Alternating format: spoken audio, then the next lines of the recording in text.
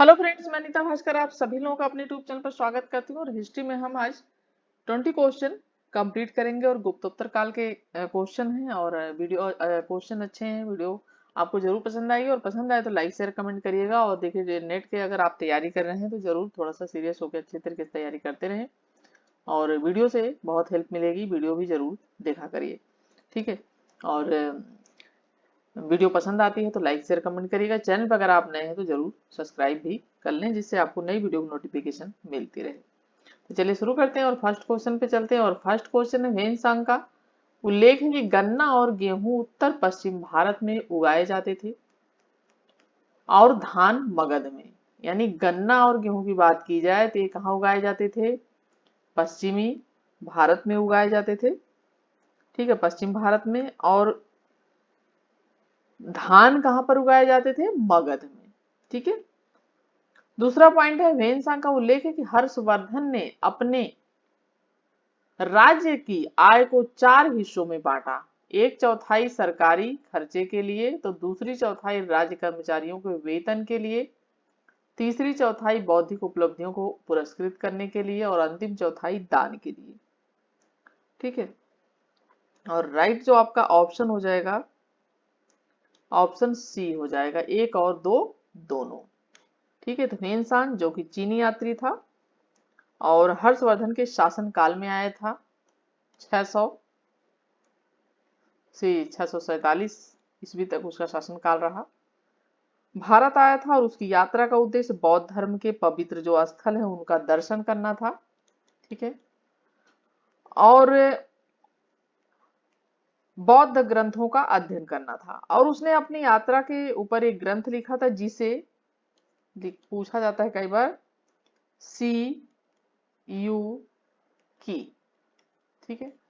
तो सी यू की कहा जाता है, जो ह्वेनसांग ने अपना यात्रा विवरण लिखा था। और जिसमें भारत के तत्कालीन जो उस समय की राजनीतिक, आर्थिक, धार्मिक, सामाजिक जो भी स्थितियां थी उनका उसमें महत्वपूर्ण वर्णन मिलता है। कृषि व्यवसाय का उल्लेख करते हुए उसने लिखा कि गन्ना और गेहूं उत्तर पश्चिम में उगाए जाते थे, जबकि जो धान होता था वो मगध में उगाया जाता था। और सम्राट हर्ष के विषय में उसने लिखा है कि राजकीय भूमि से जो आमदनी होती थी वो आमदनी उसे 4 प्रकार से खर्च किया जाता था। और उसका एक भाग धार्मिक और सरकारी कार्यों में, दूसरा भाग राज के पदाधिकारियों के ऊपर, तीसरा भाग विद्वानों को पुरस्कार देने में और चौथा भाग जो होता था विविध समुदायों को दान देने में होता था। तो राइट ऑप्शन ऑप्शन सी हो जाएगा।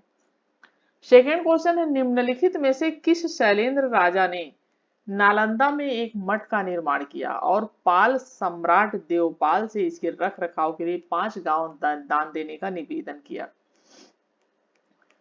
धर्मेंद्र बर्मन, बालपुत्र देव, चोडमानी बर्मन, श्रीमान विजय हूं बर्मन। राइट ऑप्शन यहाँ पे बी हो जाएगा, बालपुत्र देव।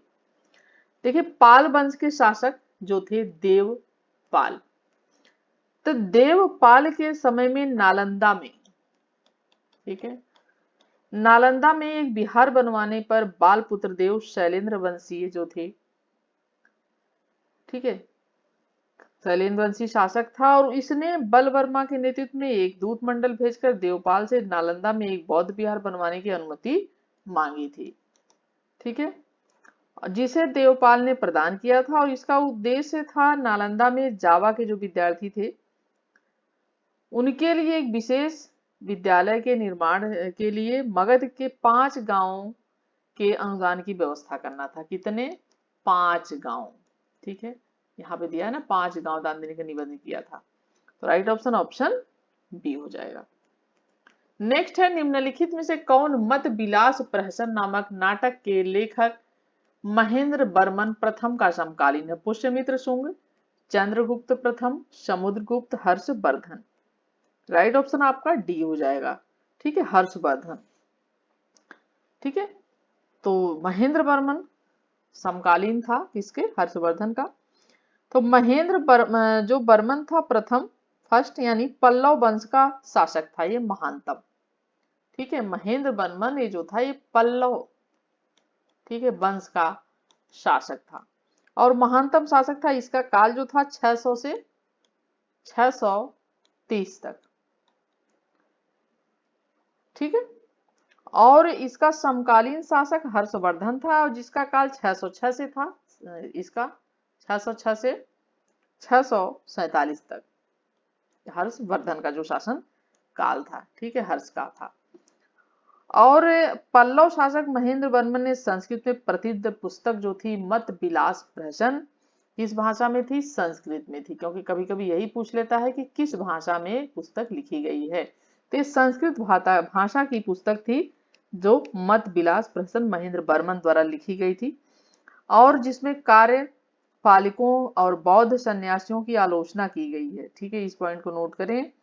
और महेंद्र वर्मन ने मत विलास, विचित्र चित्र तथा गुणभर आदि उपाधियों को धारण किया, और इसके समय में दक्षिण भारत में प्रभुता स्थापित करने हेतु पल्लव चालुक्य तथा पल्लव पांड्य के मध्य संघर्ष प्रारंभ हुआ, ठीक है।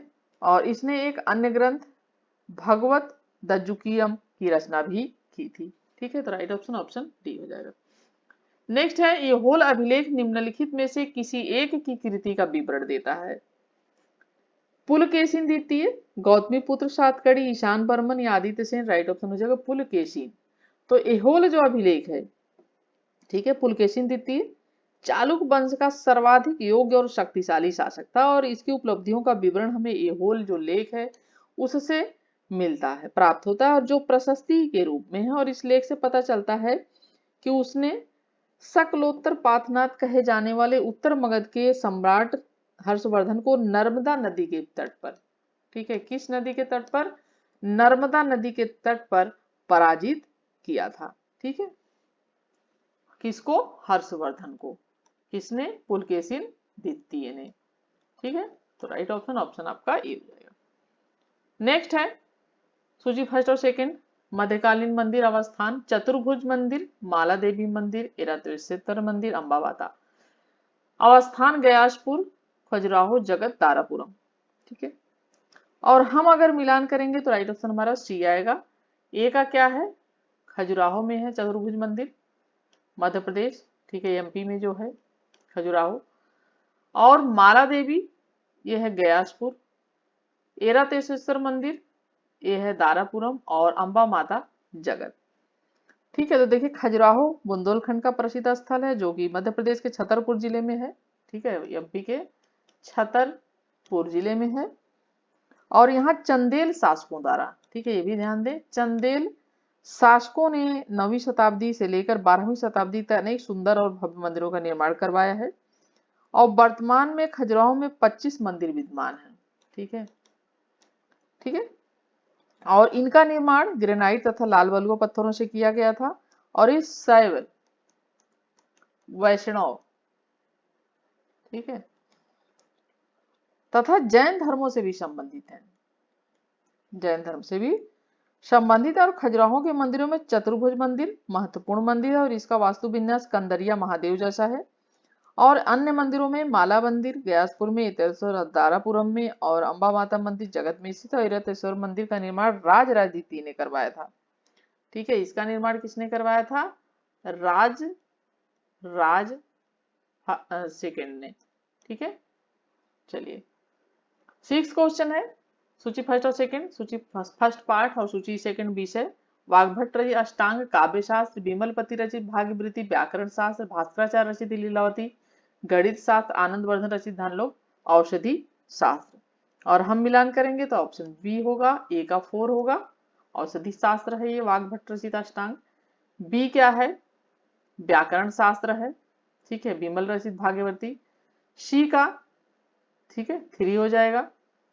लीलावती क्या है? गणित शास्त्र है ये, ठीक है, लीलावती गणित शास्त्र है। और ये हो गया आपका काव्य शास्त्र, ठीक है, धनलोक, ठीक है। तो अष्टांग औषधि शास्त्र से संबंधित है, और विमलपति भागवत की रचना व्याकरण शास्त्र के रूप में, ग्रंथ के रूप में जानी जाती है। और भास्कराचार्य गुप्तचर काल के एक प्रसिद्ध गणितज्ञ थे जिन्होंने लीलावती, ठीक है, तो भास्कराचार्य जो थे, और इन्होंने लीलावती नामक ग्रंथ में गणित के विविध सिद्धांतों का इन्होंने उल्लेख किया है। और इसके साथ ही आनंदवर्धन ने काव्यशास्त्र सुप्रसिद्ध धनलोक लिखा है, और इस ग्रंथ में अलंकार रीति, ध्वन, वक्रोक्ति, रस संबंधी पक्षों पर प्रकाश डाला गया है, ठीक है। तो right option option B. 7 question है, निम्नलिखित कथनों पर विचार कीजिए। वाकाटक राजवंश की स्थापना बिंद शक्ति ने की। चंदेल राजवंश की स्थापना यशोवर्मन ने की। ऑप्शन ए राइट हो जाएगा, केवल एक सही है। ठीक है, देखिए तीसरी शताब्दी से लेकर छठी शताब्दी तक, ठीक है, तीसरी शताब्दी से लेकर छठी शताब्दी, ठीक है,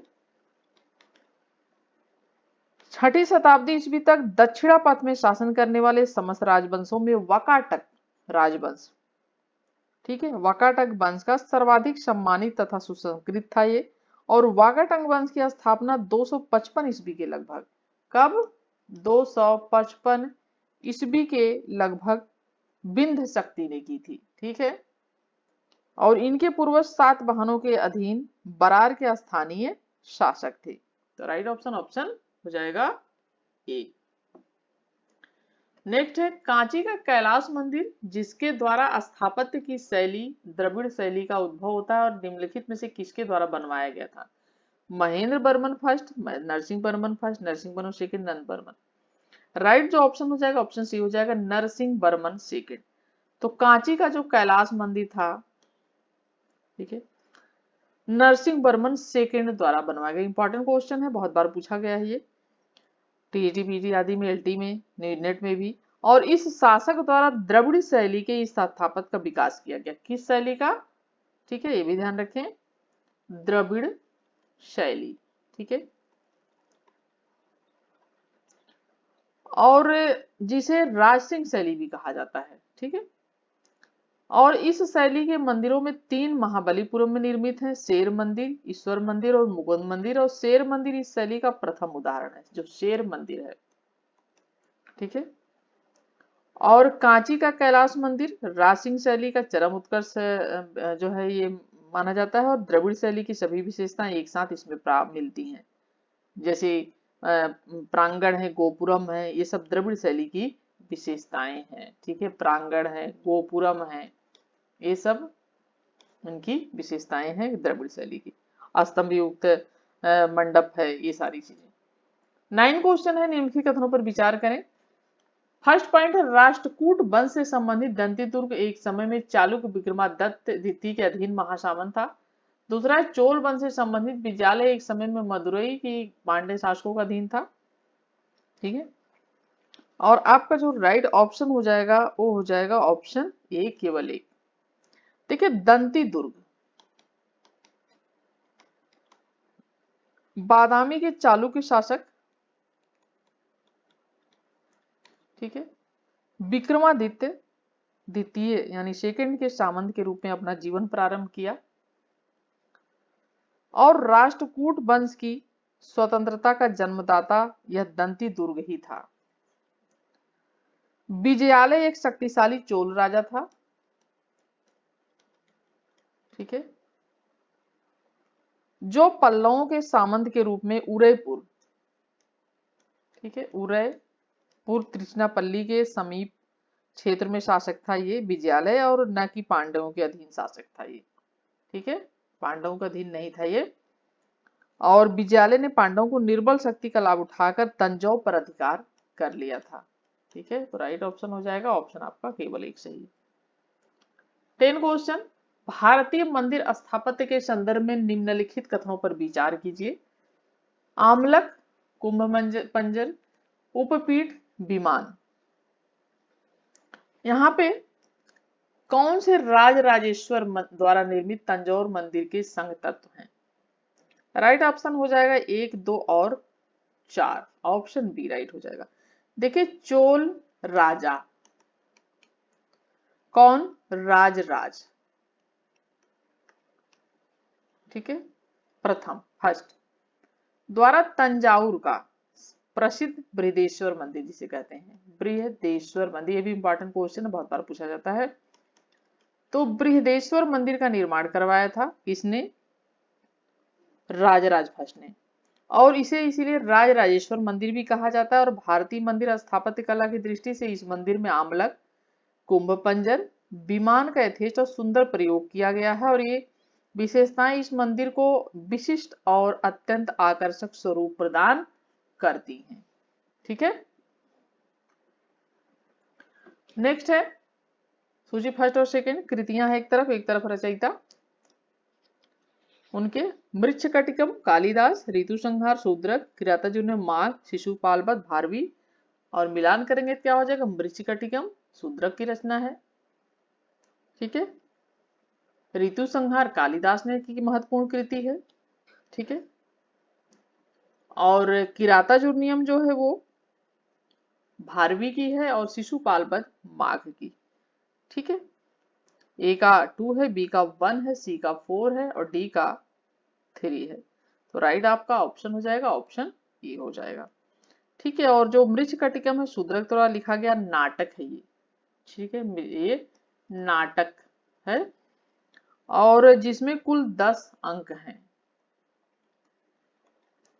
इसमें चारुदत्त, ठीक है, चारुदत्त नामक एक निर्धन ब्राह्मण की बात की गई है, ठीक है। चारुदत्त नामक निर्धन गरीब ब्राह्मण है और बसंत सेना, बसंत सेना नामक वेश्या की जो प्रेम कथा है उसके बारे में इसका वर्णन किया गया है। और जैसा कि ऋतु संहार है, कालिदास द्वारा रचित खंड काव्य है और जिसमें खंड ऋतु ग्रीष्म वर्षा शरद हेमंत शिशिर तथा बसंत 6 ऋतुओं की बात की गई है इसमें, ठीक है। 6 मौसमों की बात की गई है। हम खास करके 3 ही 4 जानते हैं, गर्मी सर्दी बरसात हम 3 ही जानते हैं ज्यादातर हमें लगता है। लेकिन अगर 6 ऋतुओं की बात की गई है ऋतु संहार में, तो कौन कौन से हैं, एक तो है ग्रीष्म ऋतु, फिर वर्षा ऋतु, फिर शरद जो ठंड ऋतु, फिर हेमंत ऋतु जो शरद के बाद से शिशिर और बसंत, ठीक है। तो इनका इस तरीके से इसका क्रमानुसार वर्णन किया गया है किसमें, ऋतु संहार में। और किरातार्जुनीयम भारवी की रचना है और ये 18 सर्गों का एक महाकाव्य है और शिशुपाल वध जो है महाकवि माघ की प्रसिद्ध रचना है। तो ठीक है, राइट ऑप्शन ऑप्शन ये हो जाएगा आपका। चलिए, निम्नलिखित में से किस एक शासक ने प्रख्यात कैलाश मंदिर का, जो कि एलोरा में पाषाण काटकर तैयार किया गया, आरंभ निर्माण करवाया था। दंती बर्मन, नंदी बर्मन तृतीय, कृष्ण प्रथम, श्रीमर बल्लरम। और राइट ऑप्शन आपका हो जाएगा यहाँ पे ऑप्शन आपका, ठीक है, ये हो जाएगा आपका ऑप्शन सी, ठीक है। कौन, कृष्ण प्रथम। तो महाराष्ट्र प्रांत के औरंगाबाद जिले में है ये, ठीक है। महाराष्ट्र यानी बॉम्बे के लिए अगर जाएंगे तो औरंगाबाद जिला है वहां पे महाराष्ट्र में, ठीक है, औरंगाबाद जिला। तो औरंगाबाद में स्थित है एलोरा नामक पहाड़ी पर राष्ट्रकूट नरेश ये है, कौन है, राष्ट्रकूट, ठीक है। तो राष्ट्रकूट नरेश राजा कृष्ण प्रथम ने कैलाश मंदिर का निर्माण करवाया था। यह मंदिर अपनी आश्चर्यजनक शैली के लिए प्रसिद्ध है, विश्व प्रसिद्ध है और यह प्राचीन भारतीय वास्तु लक्षण कला का सर्वोत्कृष्ट उदाहरण प्रस्तुत करता है। और यह संपूर्ण मंदिर ही एक पाषाण जो है शिला है, पत्थर बहुत बड़ा उसको काट कर बनाया गया है और मैंने देखा भी है जाके, और बहुत आश्चर्यचकित कर देने वाली चीजें हैं वहां पे, ठीक है। इतने बड़े बड़े पत्थरों को काट कर कितने अच्छी तरीके से कैसे बनाया जाता था, आपको सोचने पर वो मजबूर कर देते हैं। चलिए, 13वां क्वेश्चन है आपका, 11वीं शताब्दी की पुस्तक शून्य पुराण का लेखक कौन था, परमेश्वर, रमई पंडित, पारंगल खां, अलूर। और आपका राइट जो ऑप्शन हो जाएगा रमई पंडित, ऑप्शन बी राइट हो जाएगा। तो 11वीं शताब्दी की पुस्तक और इसका लेखक है रमई पंडित। 14 क्वेश्चन है, निम्न में से कौन सा एक स्थान पूर्व मध्यकालीन भारत में प्रभास पट्टनम के नाम से जाना जाता था, सोमनाथ, थानेसर, उज्जैन, वाराणसी। और आपका जो राइट ऑप्शन हो जाएगा ऑप्शन ए हो जाएगा सोमनाथ। तो सोमनाथ गुजरात के, ठीक है, गुजरात के कठियावाड़, ठीक है। तो गुजरात के कठियावाड़ क्षेत्र में जूनागढ़ जिले में, ठीक है, जूनागढ़ जिले में स्थित बंदरगाह क्षेत्र था और मध्यकालीन भारत में यह प्रभासपट्टनम के नाम से जाना जाता था। और यहाँ के पुरातात्विक अवशेषों में गुप्तों और बल्लभों के मैथकों के संबंध, चांदी और तांबे के सिक्के मिले हैं। और सोमनाथ अपने शिव मंदिर के लिए विख्यात है, जिसे महमूद गजनबी ने, आपने पढ़ा होगा, महमूद गजनबी ने इसे लूटा था, ठीक है। तो राइट आपका ऑप्शन हो जाएगा ऑप्शन ए। नेक्स्ट है फर्स्ट और सेकंड को सुमेल करना है। सूची फर्स्ट और सेकंड, प्राचीन राज, आधुनिक क्षेत्र, दुर्गर, असम, कामरूप, जम्मू, त्रिगत, जालंधर, कलिंग, उड़ीसा। और यहाँ पे जब हम मिलान करेंगे तो ये का हो जाएगा जम्मू। कामरूप असम को कहा जाता है था पहले, काफी सुंदर है असम, तो इसलिए इसको कामरूप कहा जाता था। और सी का हो जाएगा जालंधर, पहले था नाम उसका प्राचीन राज्य जालंधर का। और कलिंग का उड़ीसा। ठीक है, तो राइट ऑप्शन आपका हो जाएगा ऑप्शन यहाँ पे, ठीक है, आपका बी हो जाएगा। ठीक है, 16 क्वेश्चन है, कौन सा कथन सही नहीं है? प्राचीन भारत के प्राचीन सिक्कों पर कोई अभिलेख नहीं है। बी है दक्कन के सातवाहनों ने शीशे के सिक्के ढलवाए थे। सी है गुप्त शासकों ने रूपक नामक चांदी के सिक्के ढलवाए थे। डी है भारतवर्ष में स्वर्ण सिक्कों का चलन हर्षवर्धन तो प्रारंभ किया गया था। और आपका राइट जो ऑप्शन हो जाएगा ऑप्शन ए हो जाएगा यहाँ पे। ठीक है, ये ऑप्शन आपका नहीं, ये नहीं होगा आपका। कौन सा पूछा है सही नहीं है, तो आपका डी हो जाएगा। ठीक है, तो भारत के प्राचीनतम सिक्कों का कोई अभिलेख नहीं है, और दक्कन के सातवाहनों के सिक्के सिक्के ढलवाए थे शीशे के, ये सही है। और ठीक है, और गुप्त शासकों ने रूपक नामक चांदी के सिक्के ढलवाए थे, ये भी सही है। लेकिन कौन सा सही नहीं है पूछा, तो ऑप्शन आपका डी सही हो जाएगा। ठीक है, और देखिए जो स्वर्ण सिक्कों का चलन इंडो ग्रीक शासकों ने करवाया।